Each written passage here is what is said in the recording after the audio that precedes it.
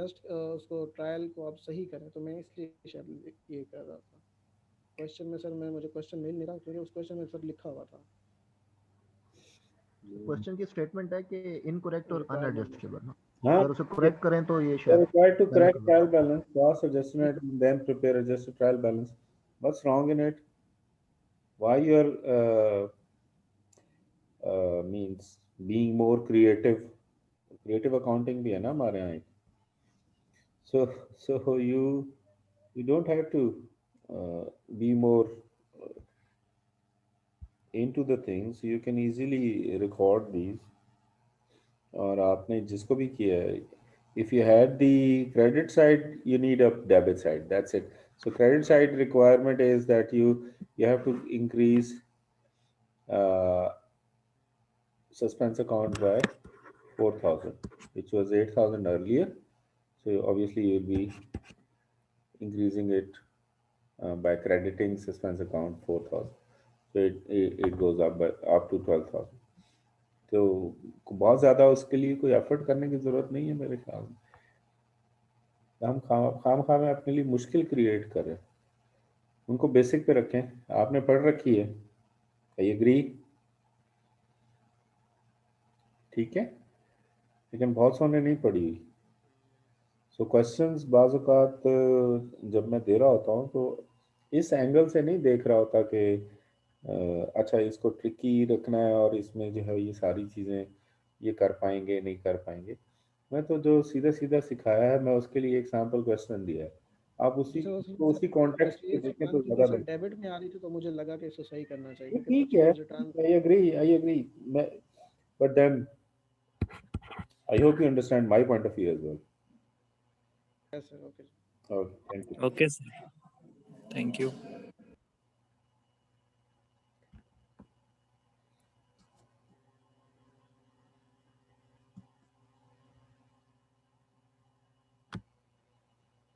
Okay ji, starting with the any other question, sorry.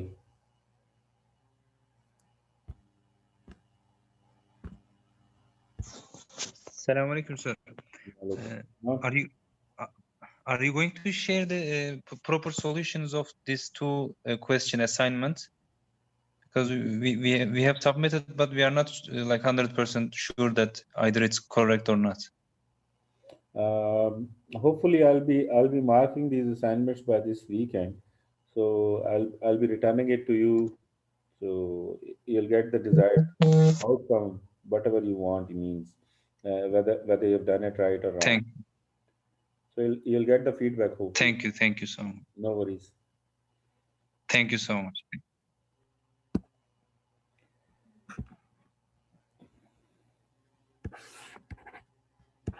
Okay, Ji. We'll be starting next lecture. Today's topic is going to be about assets, and assets are classified as, we have talked about it, that they are current or fixed. They are also called long-term assets.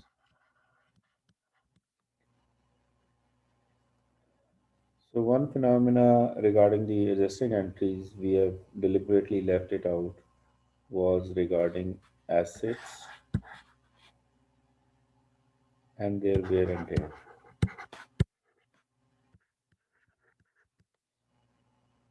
which is most commonly known as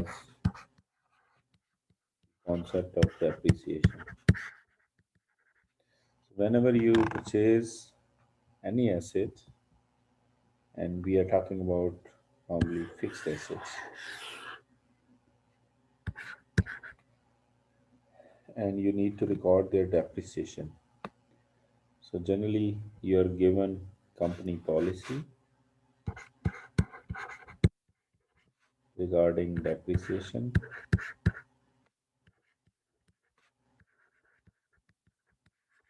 and then you have to implement that depreciation, calculate that depreciation, and you have to record the relevant entries during the adjustment time period.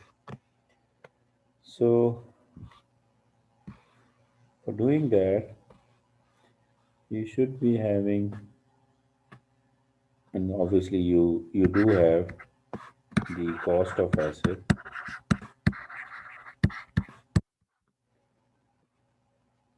In this case, let me take an example of, let's say, of a machine having cost, for example, rupees 5 million.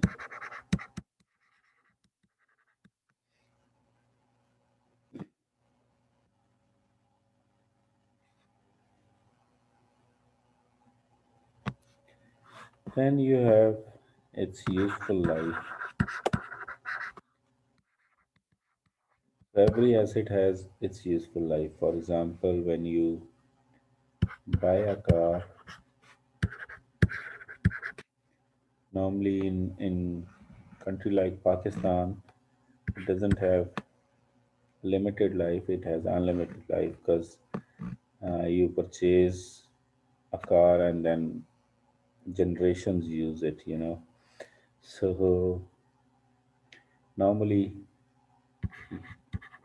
the life of useful life of a car is basically a guarantee time period, or in this certain case number of kilometers driven is basically life of that car. Similarly, if you look at the tractor, you have number of hours, running hours,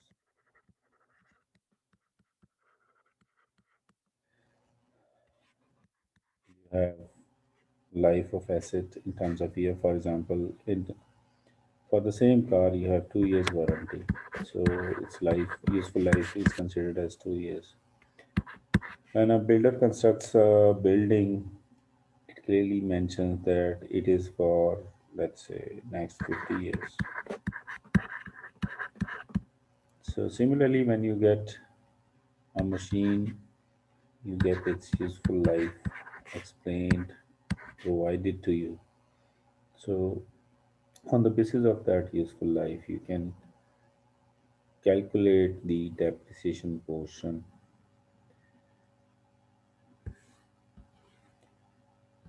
So in this case, we assumed a machine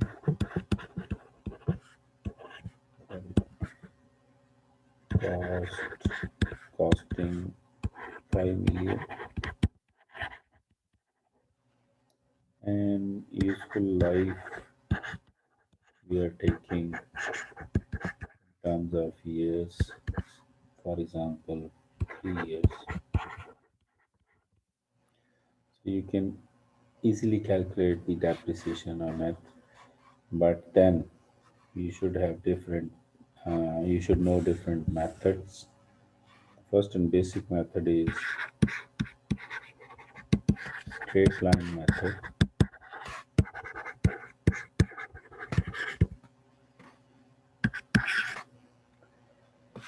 So straight line method states that you can calculate the depreciation of an asset when you have its cost and you divide it by its useful life, you get depreciation of that asset. So in this case, for this machine, you can easily find this 5 million divided by 3, so which in this case will be 1.66 million per year depreciation is to be charged to this machine. So you're talking about wear and tear and usage of machines. So when whatever the asset you purchase, it wears and tears obviously due to usage. Uh, it's not necessarily that you're using that asset and it's getting torn and it's costing you depreciation. You have purchased an asset and it's sitting there, it will still cost you depreciation, because we are talking about its time period. You purchased a car whose guarantee was for, let's say, 2 years, and you purchased it and you haven't used it for next 2 years, its warranty is gone. So, so so the value of asset declines with the passage of time, as well as with the passage of means with the usage as well. So we need to keep this in mind that these are two separate factors, but they are unique to depreciation. So you cannot separate them individually while calculating the depreciation. So one thing you got was uh, you should have cost and you should have life.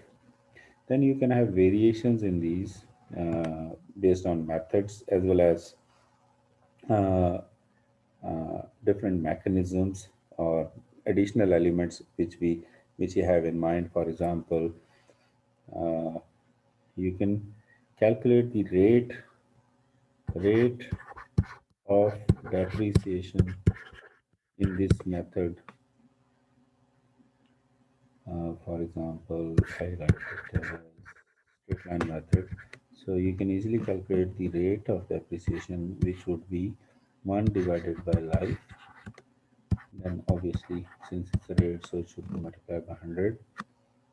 So, 1 divided by 3 into 100 is 33.33%. So this is the rate of depreciation. Then uh, you can have another aspect of asset, that whenever you have these long-term assets, it depreciates, but its value never goes down to zero. Rarely. But since we are talking about that its value doesn't go down to zero, so it should have an ending value, or most commonly called as salvage value, scrap value, or residual value. So when you have this third factor with you, your formula for calculation in straight line method changes. So formula would change to depreciation of, let's say, machine or asset would be cost minus salvage value. If it is given to you, you will put it here and then divide it by life, and you'll get the depreciation. So assume that we had a salvage value for this machine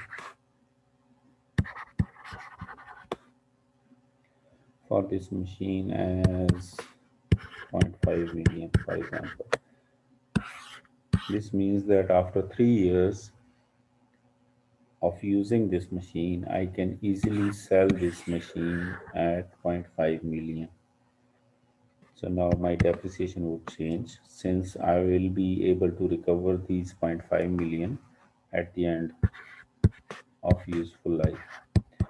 So now you'll put it as 5 minus 0.5 divided by 3.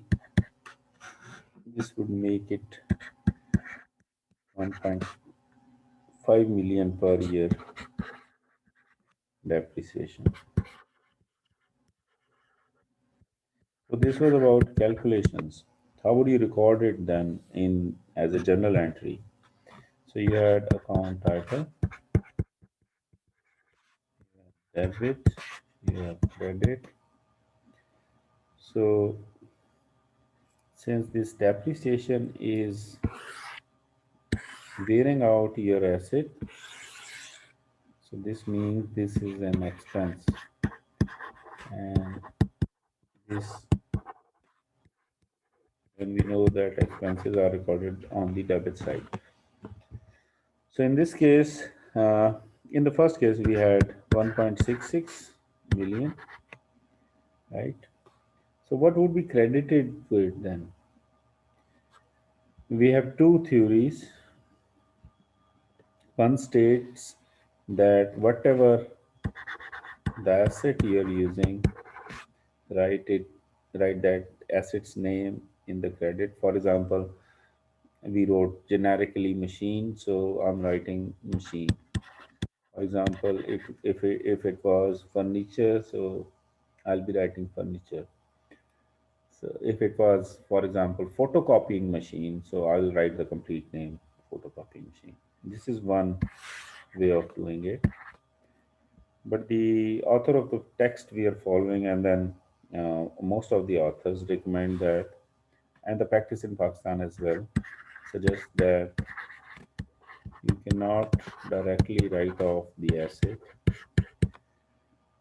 Depreciation expense is there, 1.66 million, but you should write it as accumulated depreciation credit 1.66 million. Now, here you have two benefits by doing this, writing accumulated depreciation on the credit side. One is value of business. In this case, while recording the depreciation, business remains same, in fact increases,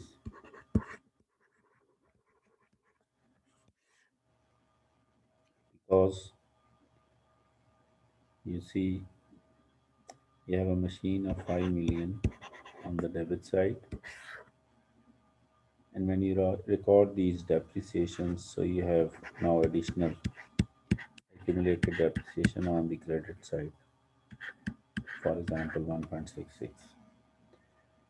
First benefit was that your machine remains constant, the value does not change, and this is according to the generally accepted accounting principles, which states that your historical cost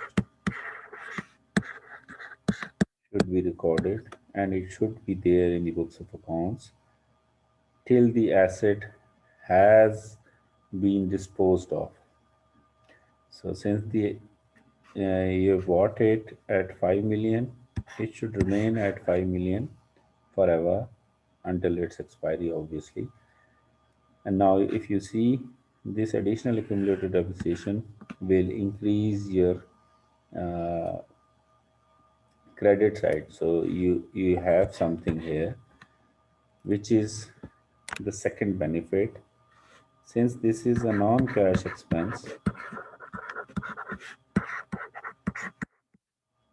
because you're not paying it by cash, you have paid it when you purchased it, but this expense is non-cash expense.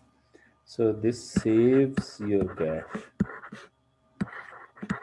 So this means that when you record accumulated depreciation on the credit side,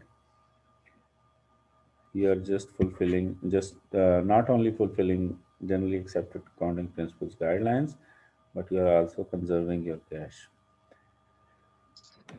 So, Sir, so this in is the T table, most important and common. sorry, Sorry, on T table, I couldn't read the title. Sorry, where? value of business in T table.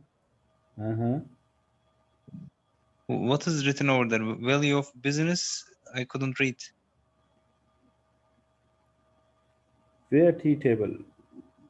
Where are you? You are in the Um, class. on the over there on the right table, there is a 5 million on the Yeah. right. You're talking about this? Yes. Is this a T table? No, it wasn't a T table. We are talking about the assets here. You can call it as T table, but it doesn't matter. We're talking about this, accounting equation, that assets is equal to liability plus owner equity. So we were talking about that you will have to record these 5 millions of machine forever, unless it gets expired. Hmm. So what did you not Okay. understand from here? Over there is certain value of business. Then I couldn't read. So You know. now you can see the screen or not? I can see, but due to handwriting a little bit, I couldn't read. If you can read it out, value of business in. Sir जो T account के ऊपर heading दी हुई है ना value of business Okay, उसका पूछ रहे हैं Increases. Okay. So first benefit Okay. was the value Thank of you. business increases. Second was since it's a non-cash expense, conserves your cash as well.